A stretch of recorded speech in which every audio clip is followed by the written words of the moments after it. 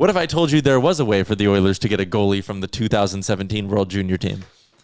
With multiple connections. With multiple connections to the Oilers. One deep rooted, we assume. Yeah.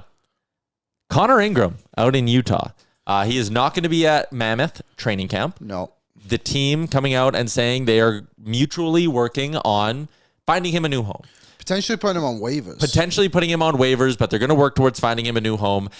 He had a really good season 2 years ago. Had a .907, I believe, for who would have been the Arizona Coyotes, obviously. Last year, went to the NHL Player Assistance Program. Never really found his footing during the year. And now he, again, is looking for a new home. What makes Ingram interesting is the fact that he is relatively young.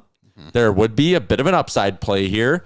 What makes this whole thing difficult is the fact that his contract is not like a league minimum, whatever. It's $1.95 million for this year.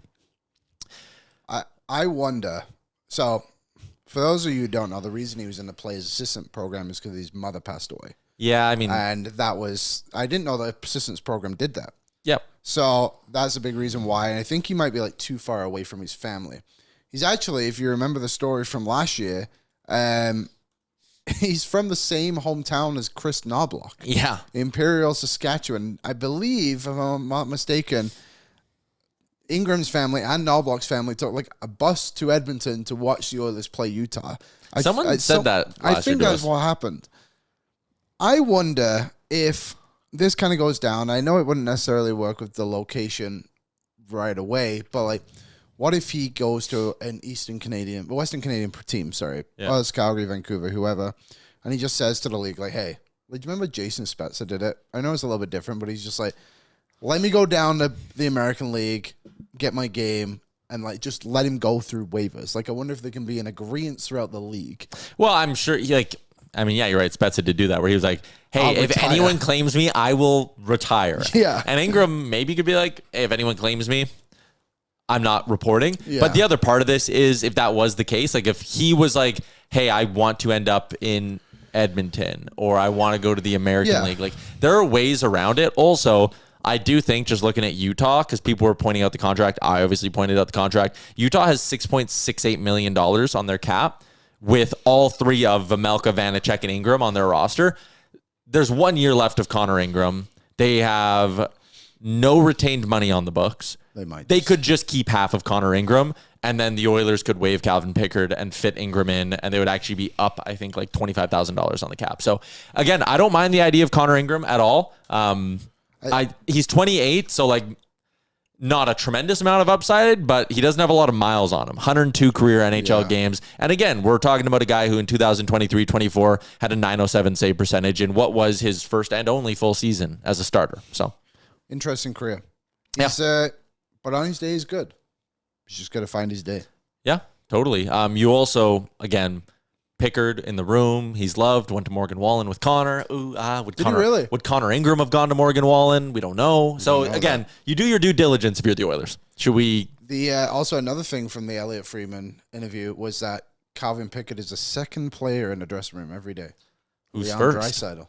Oh. 20 minutes ahead of everyone. Leon. Maybe it's like a carpool thing, though, right? What, and Pickett stays in the car for 20 minutes whilst Leon's in there alone? No, he's parking. Drops Leon off at the doors and goes to park. We talked about Connor Ingram. Again, definitely a situation to monitor. I just think one of the calculations from the Oilers might be, and I'm not saying needs to be or should be, I'm saying might be, as this Connor McDavid thing goes on, if you're going to bring in Ingram, and I know, again, priority numero uno for everyone involved is winning a Stanley Cup. We also know Calvin Pickard is loved. I'm not saying liked. He's loved in that room. We're speculating him and Leon Draisaitl carpool to practice, and Pickard drops him off at the door and goes to park. But Calvin Pickard is loved in that room.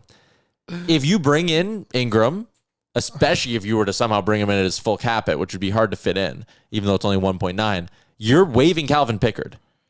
Yes. So, like, you're taking a risk here because, again, Ingram last season in and out of the lineup, we understand, player assistance program and all that. He went through a lot of stuff last year. I'm not like saying that as like a shot at him or whatever, but this is at the end of the day a goalie who played 22 times in the last calendar year. Do you view a 28-year-old who's played 22 times in the last calendar year in high enough regard that you risk disrupting your room to some extent and waiving Calvin Pickard. It's a bit of a risk. By all accounts, Ingram has a pretty good personality as well from what we've seen. So maybe it would be a pretty seamless fit. It does come down to, do you think it's an upgrade? Yeah. And that's the difference maker, isn't it? And I think that's the way the Oilers will probably try to look at things, because last season, they all loved Pickett and they didn't win. The year before, they all loved him and didn't win. So it's about winning by now at this point. I think he's a good goalie, Pickett. I think he's a bit undervalued. I don't think he's an elite guy by any means, but when it matters the most, he goes 7-1 in the playoffs. And the one loss he got was pretty harsh one, if I'm not mistaken. Yeah, I think it's because they came back and then still lost, right?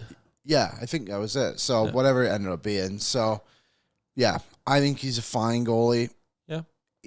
And the chat's kind of like split on it. Like Rob says, it's a huge risk with really not a huge reward. Oilers Freak says taking a bigger risk, expecting Skinner to bounce back. Well, you're kind of doing that anyways. Also, I don't think it's a huge risk. I'm also getting kind of excited for Skinny Stu. Well, I think they've gone about changing the goaltending in a way that we didn't expect.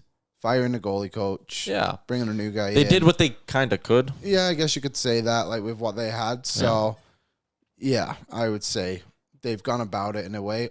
Hopefully it works. What's up, Nation citizens? If you like that video, then you need to be subscribed to the Oilers Nation YouTube. Podcasts, live shows, exclusive interviews, and analysis. Everything you need from your favorite voices at Oilers Nation. And you don't want to miss any of it, so hammer that subscribe button.